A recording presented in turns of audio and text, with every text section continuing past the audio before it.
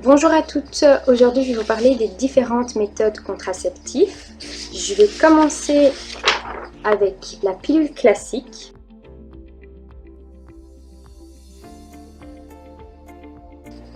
Donc la pilule, déjà il faut savoir qu'elle est à base de deux hormones, en tout cas la classique. Elle est à base d'œstrogène et de progestérone.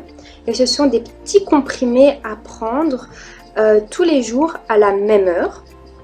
Et il faut les prendre pendant 3 semaines, faire une semaine d'arrêt, puis après la reprendre. Il faut vraiment être bien régulier. Les avantages, c'est qu'elle est vraiment fiable concernant les risques de grossesse. Elle permet aussi d'avoir des règles régulières. Ce qu'il faut savoir aussi, c'est que comme inconvénient, c'est qu'elle est incompatible avec l'allaitement maternel, mais à ce moment-là, il y a une autre pilule qui existe, c'est une pilule, on appelle ça une mini-pilule, qui est à base uniquement de progestérone. Il faut aussi noter qu'elle perd son efficacité si vous avez des diarrhées ou des vomissements. Et elle augmente aussi légèrement le risque de thromboembolie. Donc le prix, son prix il est entre 15 et 25 € pour 3 mois. Donc la deuxième méthode que je c'est l'implant. Donc l'implant c'est quoi? C'est un petit bâtonnet souple de 4 cm qu'on va mettre dans le bras. Ce qui est chouette avec cette méthode, c'est qu'elle est valable pendant 3 ans. Donc il ne faut pas réfléchir comme la pilule à prendre tous les jours.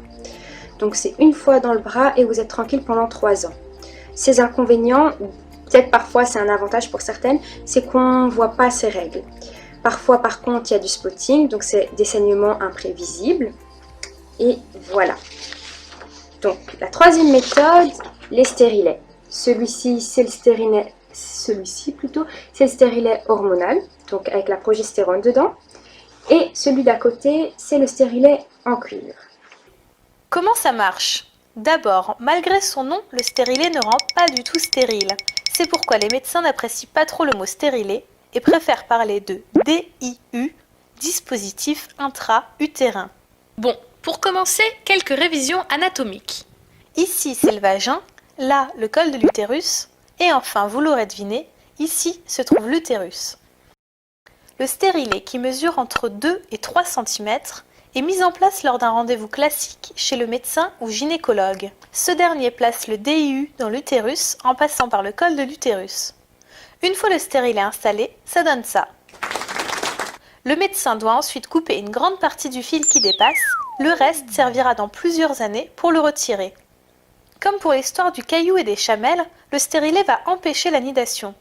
Comment? Sa présence en tant que corps étranger dans l'utérus va créer une réaction semblable à une inflammation. Cette inflammation empêchera toute nidation dans la muqueuse de l'utérus. Il existe 2 types de DIU. Le premier est le stérilet au cuivre. Le cuivre a l'avantage de rendre les spermatozoïdes inactifs. Le deuxième est celui aux hormones. Il délivre en continu pendant 5 ans une hormone progestative en petite quantité. C'est le même principe que la pilule contraceptive. Lequel choisir? Si vous avez des règles douloureuses et abondantes, préférez le DIU hormonal qui vous les réduira. Si vous préférez avoir un cycle naturel et ne prendre aucune hormone, choisissez un DIU au cuivre. Et même si vous n'avez pas eu d'enfant, vous pouvez porter un stérilet. Donc l'avantage de ce dispositif comme l'implant, c'est qu'il est valable, lui, pendant 3 à 5 ans. Donc c'est vraiment chouette pour pas se souvenir de prendre quelque chose tous les jours. Donc son inconvénient par contre, c'est que pour le stérilet en cuivre, ça peut donner des règles plus abondantes et plus longues. Et par contre pour le stérilet hormonal, donc avec la progestérone dedans, il peut y avoir peu ou pas de règles et aussi provoquer de l'acné. Hop là. Donc le quatrième que je vais vous parler, c'est en fait c'est une injection intramusculaire, c'est un peu comme un vaccin, on fait ici une injection et il y aura une injection d'hormones qui va être valable pendant 3 mois. Donc chaque 3 mois, il faudra renouveler. Et ses inconvénients, c'est pareil, parfois l'absence de règles, des règles irrégulières, des saignements imprévisibles. C'est un peu comme le stérilet progestatif. Donc ensuite, c'est la méthode classique, mais bon, les préservatifs. Il faut savoir que c'est la seule méthode contraceptible qui est compatible. Donc la seule méthode contraceptive qui protège contre les IST. Donc les IST, c'est quoi? C'est tout ce qui est infection sexuellement transmissible. Donc c'est facile à se procurer, il ne faut pas de prescription médicale, donc voilà. Ensuite, une méthode qui est un peu moins connue, c'est l'anneau vaginal. Donc c'est un peu le même principe que la pilule en fait, mais bon, je vais vous expliquer.